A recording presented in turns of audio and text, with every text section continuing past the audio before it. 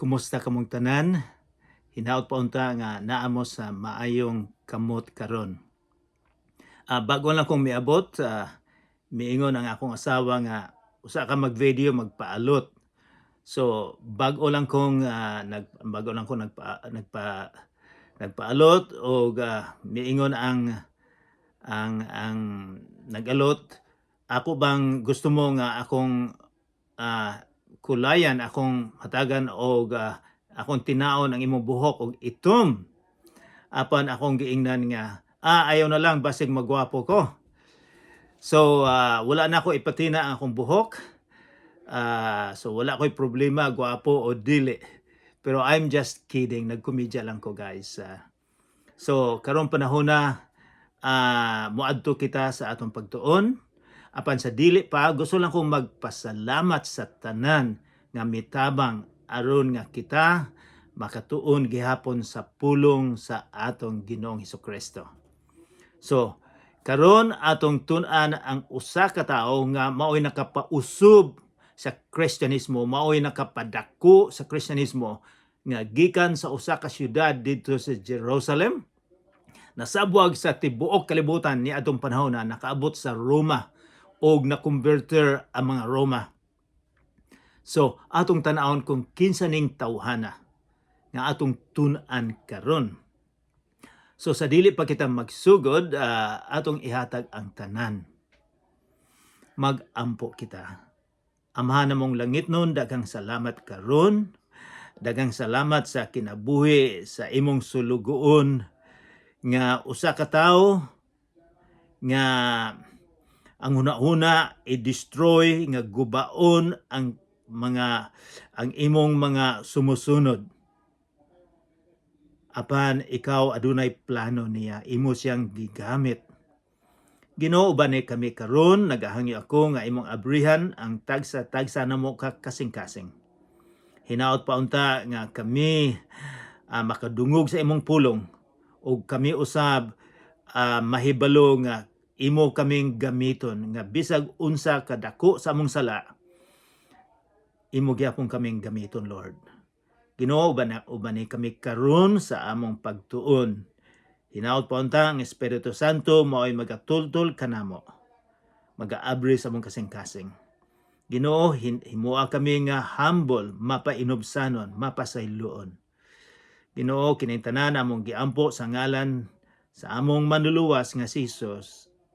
Amen. Say karong adlaw, atong tan-awon, atong tun-an ang usa ka tawo nga nakapabag-o or nakapasabwag sa maayong balita mahitungod ni Jesucristo. Usa siya ka pinakabantugan nga magsusulat, usa ka bantugan nga preacher, usa ka bantugan nga misyonaryo, usa ka bantugan nga mosunod, moalagad ni Jesus, bisan pa og iyang ihatag ang iyang kinabuhi. So ato ning tan-awon kinsa man ni siya.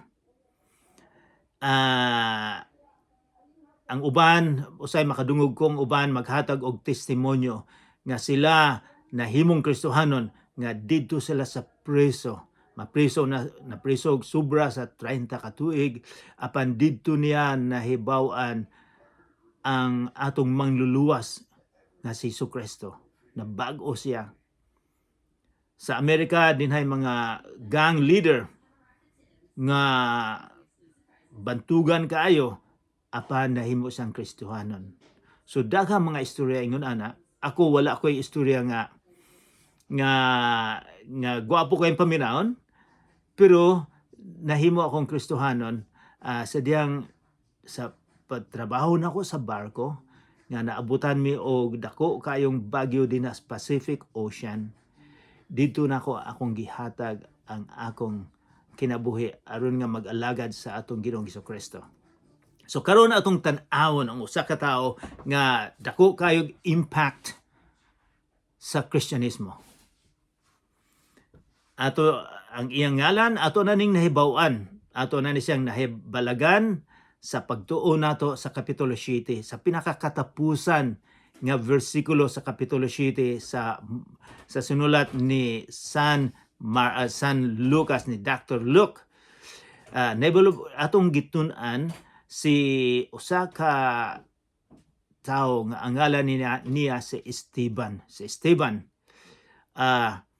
Siya ang unang sumusunod ni Jesus nga gipatay tungod kay gasulti man siya nga si Jesucristo miabot na nga ang manluluwas nga ilang gipaabot sa pila ka gatus ka tuig miabot nagpakamatay para sa atong sala.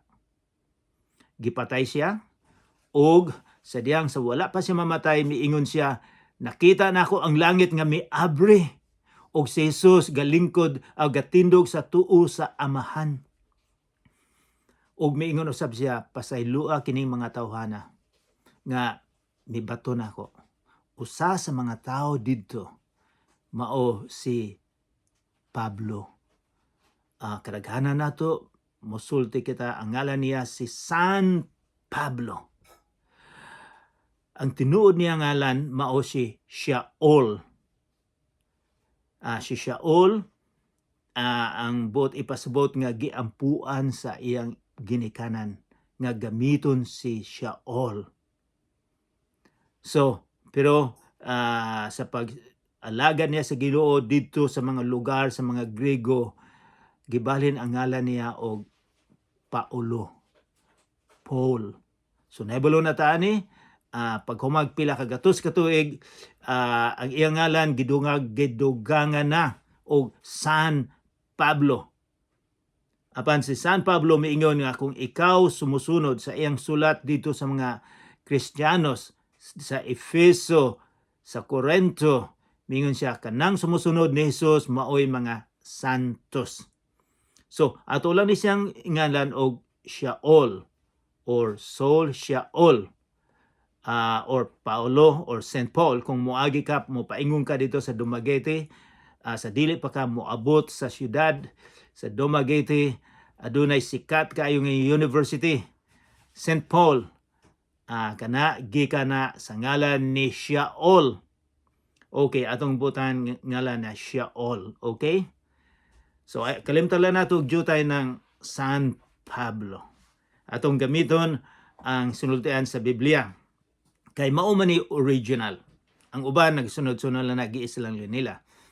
So, gamayng history, biography ni San Pablo, dili ni comprehensive, dili ni kompleto kay dugay natong mahuman kung ikumpleto nako ang biography ni San Pablo. Si San Pablo natawo didto sa usa ka lugar nga adunay daghang kaayong mga Hudiyo usab. And then ang ngalan Tarsus. Tarsus usa sa pinakasikat nga syudad sa unang panahon. Daghan sila university.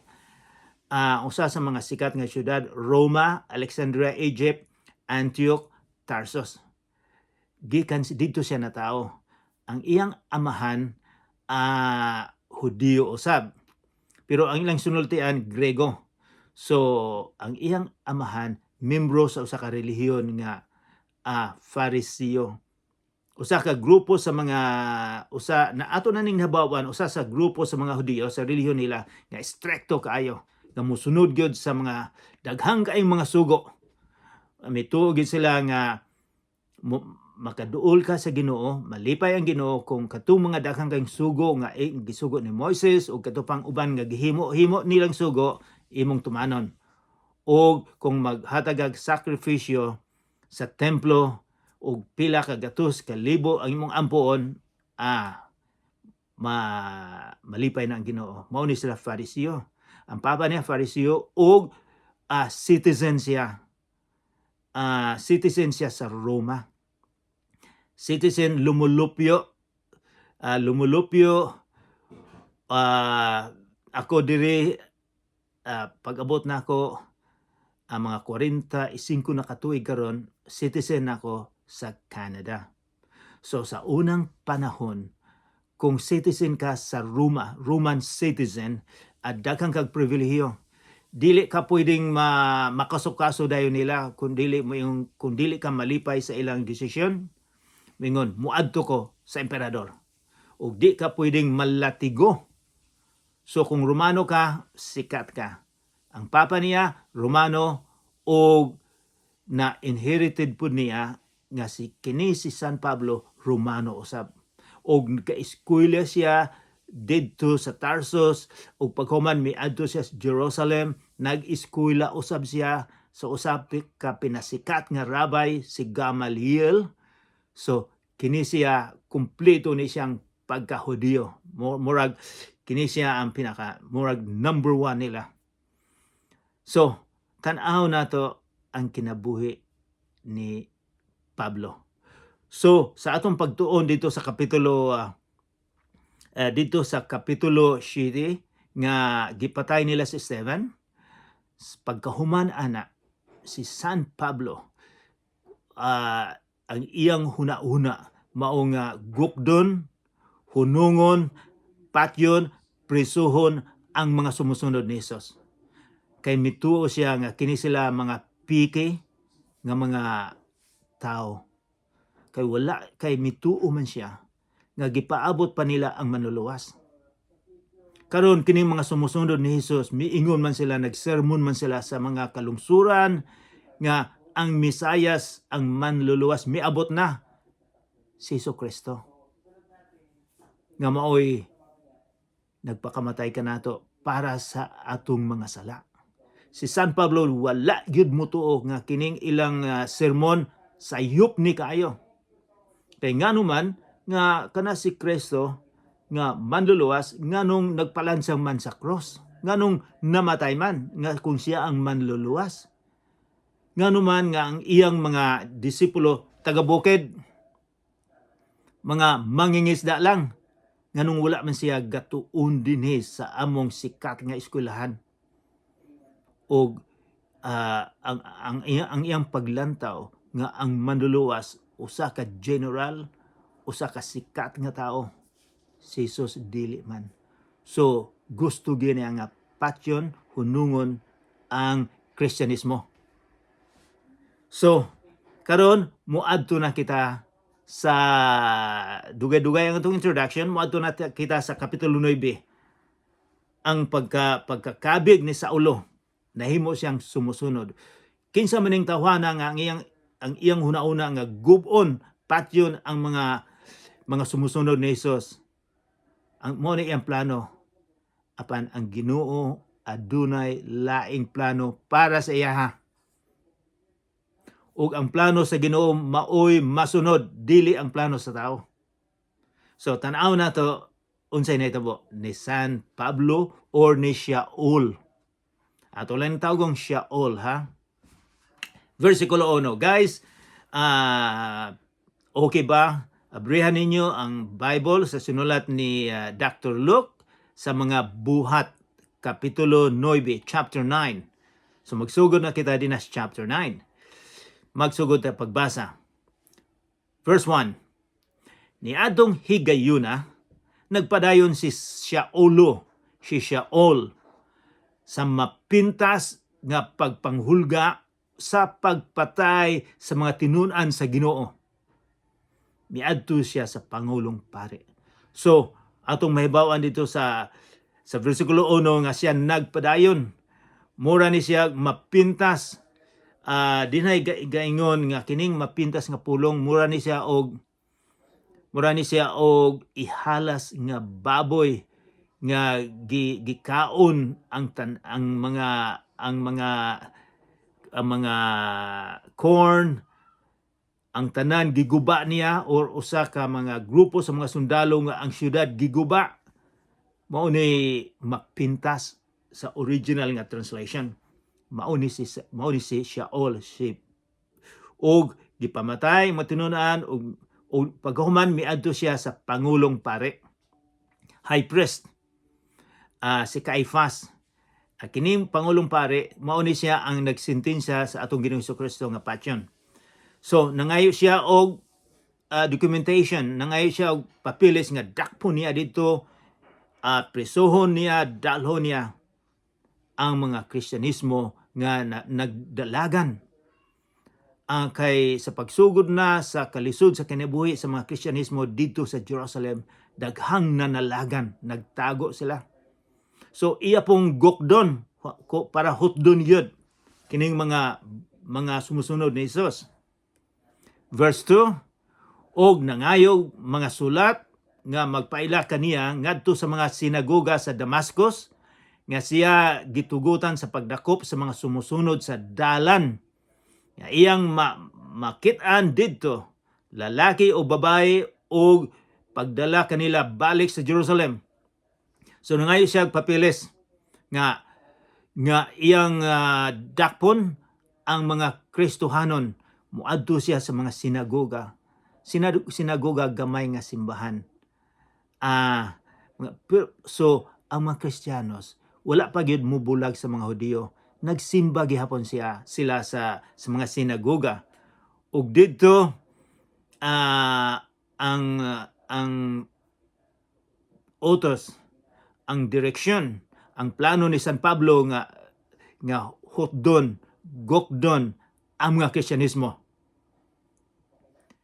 And then verse 3, mipanaw siya padulong sa Damascus. So usa ka lugar ang Damascus, dako usab ni nga syudad ni adtong panahon na duol ni siya sa boundary gikan sa Syria ug Turkey.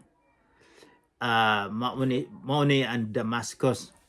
So miadto siya ang Damascus mga sobra sa 200 ka kilometro. Kung lakto ni mga 5 o 6 ka adlaw. So nagdala siya mga sundalo para dakpon to mga Kristohanon. O iyang dalhon dito sa Jerusalem nga nakakadina. Maoy iyang tuyo. Maoy iyang plano. Apan ang Ginoo adunay plano. Tanaw na to. Verse 3, mipanaw siya padulong sa Damascus. Sa duol na siya sa syudad. Sa kalit, may kahayag gikan sa langit nga midan-ag libot kaniya. Natumba siya ug nadungog niya ang tingog nga nag-ingon, Shaulo, Shaulo, nganong gilutos mo man ako? Nadungog niya ang tingog. Nahibalo mo sa mga ubang writings ni Shaul nga dako kayo nga ang suga, ang kahayag sobra pa sa kahayag sa adlaw. Makita nato ang kahayag sa adlaw labi na sa alas 8 o alas 12 udto na kayo, lisod kayo makita ang adlaw, di ba? Pero ang kahayag nga miabot sobra pa sa kahayag sa adlaw. And then nakadungog siya og pulong, Shaulo, Shaulo, nganong gilutos mo man ako? Nganong gilutos o nganong gidagmalan mo man ako? Kinsa may gasulti ani nga ang iyang gilutos, ang iyang gidagmalan, ang iyang gipreso, mga Kristohanon man, sumusunod ni Jesus. Pero miingon ang tingog, nganong nga gilutos mo man ako, nganong imo man kong gidagmalan, nganong imo man kong gikarati. Kinsa man siya? Versikulo 5, kinsa ka ba, Ginoo? Kinsa ka man? Nangutana siya. Wala siya kahibalo og kinsalan ang nadungog niya. Ang tingog miingon, ako si Jesus nga imong gilutos. Ang iyang gilutos, ang iyang gidagmalan, ang iyang gipreso, mao di ay ang atong Ginoong Kristo. Ang paglantaw ni Jesus kung unsay nahitabo sa iyang mga sumusunod, mao usab nay nahitabo kaniya. So adunay dakong relasyon si Jesus og ang tinuod nga Kristohanon. So nangutana si kinsa man ka? Si Jesus, miingon siya. Apan versikulo 6, apan bangon ug lakaw ngadto sa siyudad, ug dito sultihan ka kung unsay imong buhaton. Versikulo 7, ang mga tawo nga kauban ni Saulo, mga sundalo, nang hunong nga wala makatingog, na panic, na shock, nadungog nila ang tingog apan wala sila'y tawo nga nakita. Nadungog nila ang tingog sa atong Ginoong Jesucristo. Una-una dugay na mga pila na kabulan nga si Jesus namatay. Apan nadungog, mianha, nagpakita ni San Pablo, nadungog niya. Mibalik, kinsa man ni Jesus. Nadugay nga namatay, mibalik. Versikulo 8, mibangon si Saulo o gibuka niya ang iyang mga mata, apan dili na siya makakita, nabuta siya. Busa, ila siyang giagak o gidala ngadto sa Damascus. Wala sila makaabot so giagak kay di naman makakita si Saulo or si Pablo. Verse 9, sulod sa tulo ka adlaw, dili siya makakita ug niining panahona wala siya mukaon o muinom. Wow, lisud ka ingin kinabuhi. Walay kaon, walay makainom. Ako gani, kung dili ko makakaon o usa ka adlaw, siguro mamatay na ako. Dili makainom. Apan siya tulo ka adlaw. Ngano man siguro, unsa may natabo sa iyang huna-una. Dako kayo niyang pagtanaw, pag-analyze, nga ang iya din gihimo, nga ang paglantaw niya nga malipay ang Ginoo, si Jehovah, si Yahweh, nga pamatyo ni mga Kristiyanos, lahi di ay. Ang iya di ang gilutos, ang gikulata, ang Ginoong Jesucristo di ay.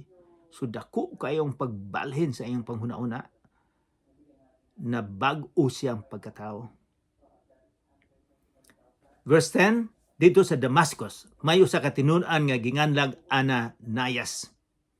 Pinaagi sa panan-awon, giingnan siya sa Ginoo, Ananias, og mitubag siya, ania ako Ginoo. Si Ananias nahibalo sa pulong, kung kinsay gasulti, kinsay gasugo, mingon siya, ania ako. Buot ipasabot, gamiton nimo ko. Ang Ginoo mingon kaniya, lakaw ngadto sa dalan nga ginganlag, tulid og pangitaad didto sa balay ni Judas. Dili ni si Judas kay namatay na si Judas, daghang nga lang Judas or sa English Jude. Ang usa ka tawo nga taga Tarsus nga ginganan og Saulo. Nagampo siya. So nagampo di ay si Pablo, si Saulo sa tulo ka adlaw. Gi-analyze niya unsa may nahitabo na karon sa iyang kinabuhi, unsa ang iyang pagtuo di ay layo kaayo. Posible ba na nga ikaw ako tungod sa atong relihiyon, ang atong paglantaw ni Jesucristo lain na? Nay mga tao nga nabag-o ang ilang paglantaw ni Jesus. Kay kadaghanan kanato ang tong paglantaw, Kristyanismo, relihiyon. Member ka sa usa ka relihiyon. Dili ka sumusunod ni Jesus. So si San Pablo, si Saulo, nausog, nagampo. Versikulo 12, og sa pananaw nakita niya ang usa ka tawo nga ginganlag Ananias, kini nga misulod ug unya mipandong kaniya sa iyang kamot aron makakita siya pag-usab.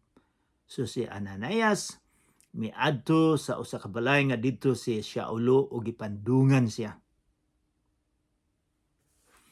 Versikulo 13, si Ananias mitubag, Ginoo, daghan ang nagsulti kanako mahitungod kaniya og sa mangilingig nga mga kadautan nga iyang gibuhat batok sa imong katawhan didto sa Jerusalem. Ug karon aniya siya sa Damascus. Og gihatag gahom sa mga kadagkuan sa mga pari aron sa pagdakop sa tanan nga nagsinggit nagsangpit sa imong ngalan. Ang Ginoo miingon, adtua siya kay gipili ko siya aron mag-alagad kanako.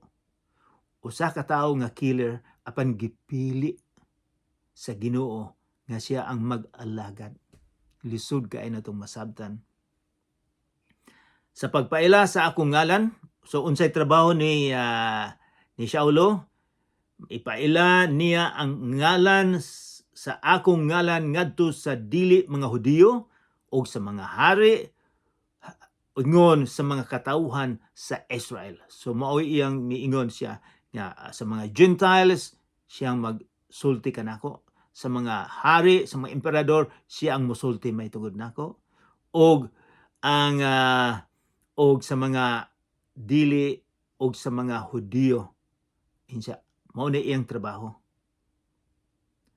Ang Ginoo miingon kaniya, adtua siya kay gipili ko siya aron mag-alagad kanako.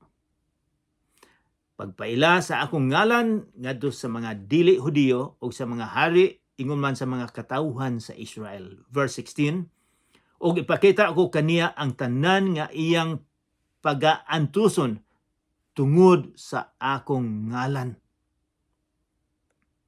Busa miadto si Ananias sa balay ug gipandungan niya kang Saulo ang iyang kamot ug unya miingon siya, igsuong Saulo. Ang Ginoong Hesus nga nagpakita kanimo dito sa dalan sa imong pagpaingon nganhi nagpadala kanako aron makakita kapag usab ug mapuno sa Espiritu Santo. Importante ang versikulo 17. Unsay giingon niya kang Saulo? Ang giingon niya, igsuong Saulo. Naggamit na siya og pulong nga igsuon. Ang mga sumusunod di ay sa atong Hesukristo, atong mga igsuon. Lain na ang atong relasyon. Igsuon nato og may relasyon usab kita sa atong Ginoong Hesukristo.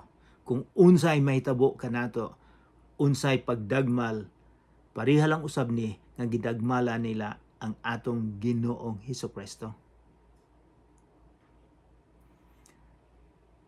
Diha sa versikulo 18, diha may nangahulog nga daw mga himbis sa isda gikan sa mata ni Saulo, og nakakita siya pag-usab, mitindog siya og gibonyagan.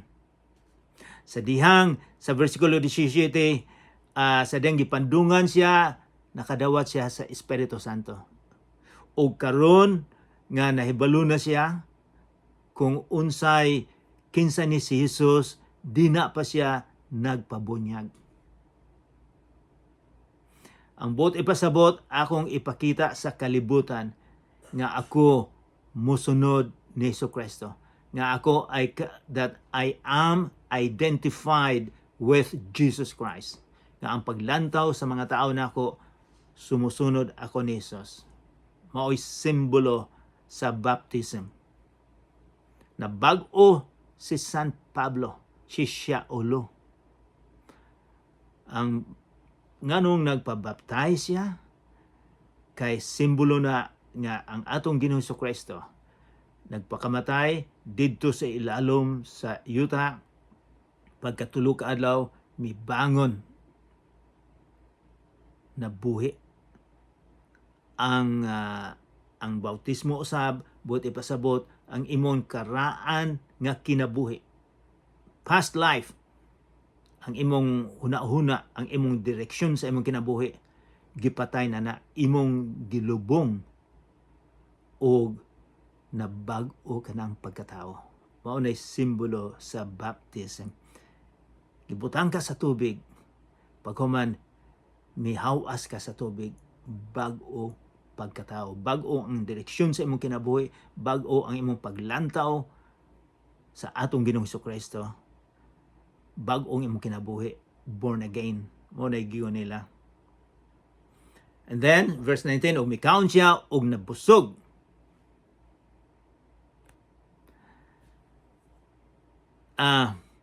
unsa may atong paglantaw. And then nagpabilin si Saulo sa Damascus sulod sa pipila ka adlaw uban sa mga tinun-an. Verse 20. Miadto dayon siya sa mga sinagoga ug nagsangyaw nga si Jesus mao ang anak sa Dios. So, sa dihang nabag-o na siya, nagsangyaw na siya sa maayong balita nga si Jesus mao ang anak sa Dios, nga si Jesus mao ang gisaad nga manluluwas. Dili ang relihiyon ang makaluwas, kundili ang atong Ginoong Hesukristo lamang. So, mao yang gihimo, adto siya sa mga gagmay mga simbahan, mga sinagoga. Verse 21, ang tanan nga nakadungog kaniya natingala og nangutana. Dili ba mauman kini siya ang didto sa Jerusalem nga naglutos ni adtong mga nagsampit sa ngalan ni Hesus? Ug dili ba miani man siya aron pagdakop og pagdala kanila ngadto sa mga kadagkuan sa mga pari? Natingala sila. Basig piki ni si Saulo nga muan lang ni siya mag-sermon-sermon may tungod ni Hesus. Wala gid sila pamutuo, natingala sila. Wala sila makaibalo nga ang Ginoo makausab sa usa ka tawo. Verse 22, apan midugang hinuon ang pagkamainiton ni Saulo. So daghang mga tawo nga natingala nga wala mo tuo, apan unsay resulta? Adunay pulong pagkamainiton gihapon, wala siya muatras sa iyang pagsermon. Og lig-on kaayo ang iyang mga pagpamatuod nga si Jesus mao ang Misayas. Misayas bot ipasabot manluluwas. Nganong gikinahanglan manluluwas? Nganong gipadalaman sa Amahan si Jesus nga manluluwas? Unsa may luwason? Kay kita, under kita sa sala. Makasalanon kita. Walay perfect nga tao. Sa atong pagkatao, nga kita makasasala gyud. Ang atong panghuna-una, dili ang pag-alagad. So, gikinahanglan nga limpyuhan. Maunang miani si Jesucristo. Aron nga atong sala malimpyuhan. Mabag-o kita. Maunay Misayas, manluluwas.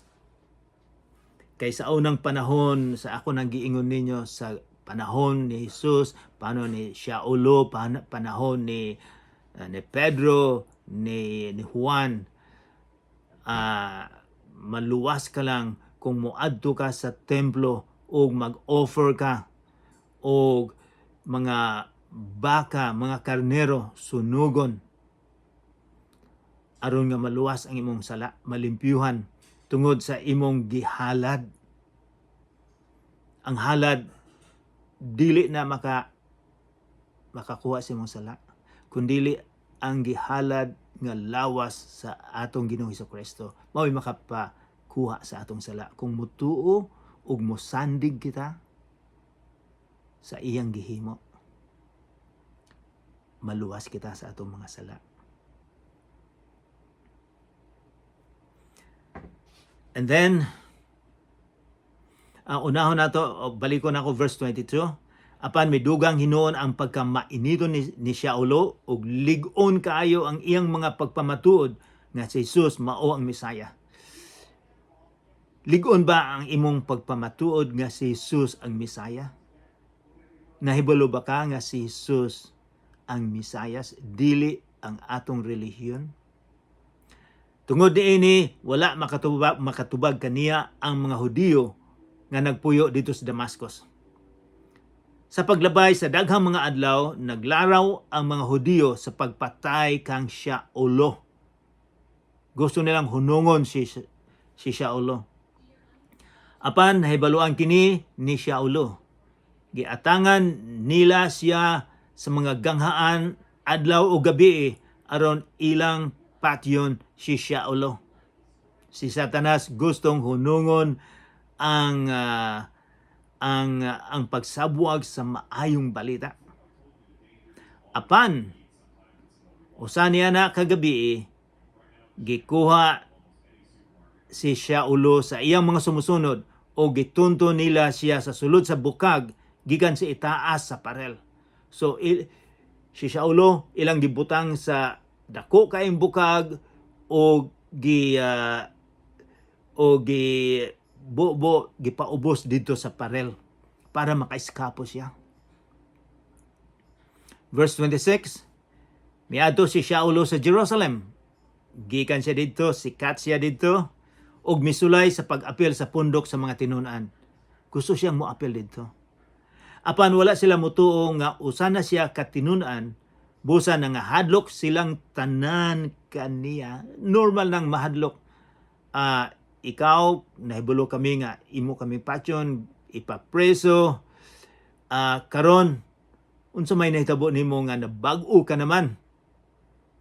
Sa una, nasuko kag husto mahitungod sa Kristyanismo.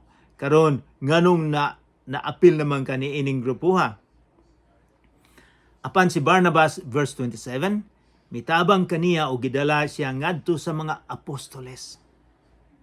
Sila si Juan, sila si Pedro, sila si James, mga 12 ka apostoles nga mao'y mga leader.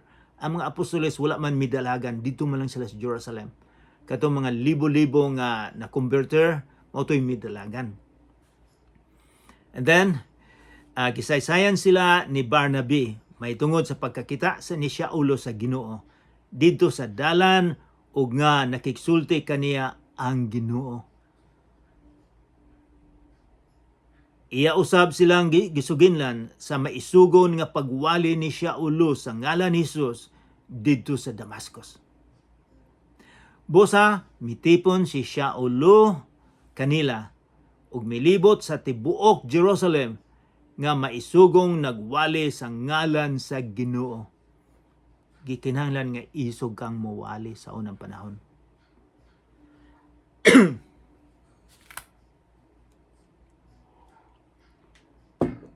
Kay kung dili ka isog, dili ka makawali. Ang magwawali sa unang panahon, peligro ang kinabuhi. Bisan karon muadto ka sa Africa, sa mga Muslim countries, muadto ka sa Saudi Arabia, sa Iran, sa Iraq, ayaw kung magwali ka, may tugon ni Jesus, posibleng patyon ka. Kini sa unang panahon usab, gikinahanglan nga kung ikaw tinuod yun ng Kristyanismo, isog ka. Dili isog og baho, kundi isog kang nagsulti may tungod sa atong Ginoong Hesukristo. Verse 29, nakigsulti og nakiglantugi usab siya sa mga Hudiyo nga Grego og pinulungan apan nakita silag paagi sa pagpatay kaniya. Sa pagkasayod niini sa mga kaigsuunan, gidala nila si Shaulo ngadto sa Caesarea o gipaadto sa Tarsus. Taga Tarsus siya.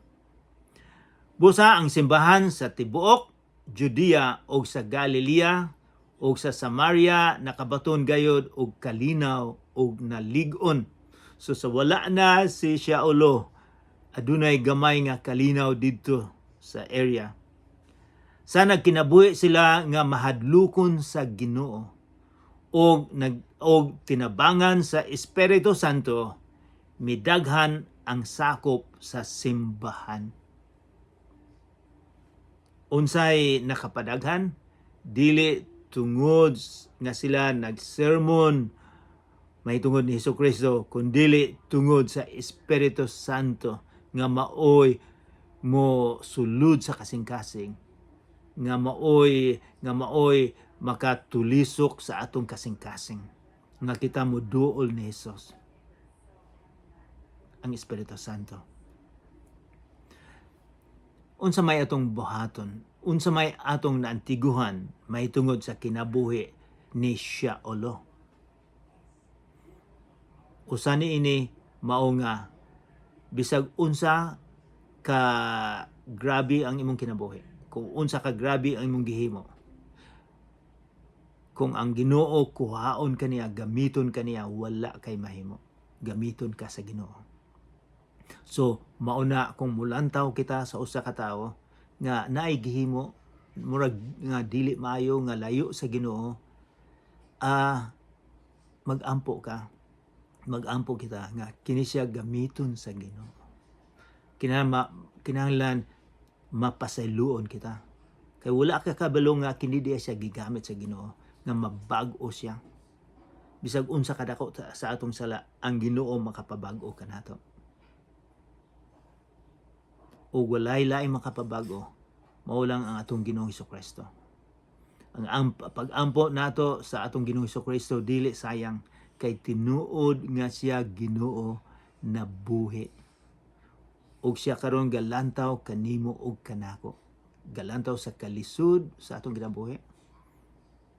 Mutuo kita nga ang atong pag-ampo dunggon sa atong Ginoong Hesukristo. Dunggon sa Amahan tungod ni Hesus. Mag-ampo kita. Amahan namong langit nun, daghang salamat sa kinabuhi ni Siaulo, ni San Pablo. Daghang salamat nga imo siyang gigamit, nga nabag-o siya. Ginoo, tudlo usab kami, gamita kami Ginoo. Aron nga masabwag ang maayong balita, nga ikaw lamang ang manluluwas. Nagaampo usab ako sa mga tawo nga naminaw karon, hinapunta ang imong hikapon ang ilang tagsa ka kasing-kasing. Aron nga sila moduol nga na kanimo. Sa ngalan ni Jesus nga among manluluwas. Amen.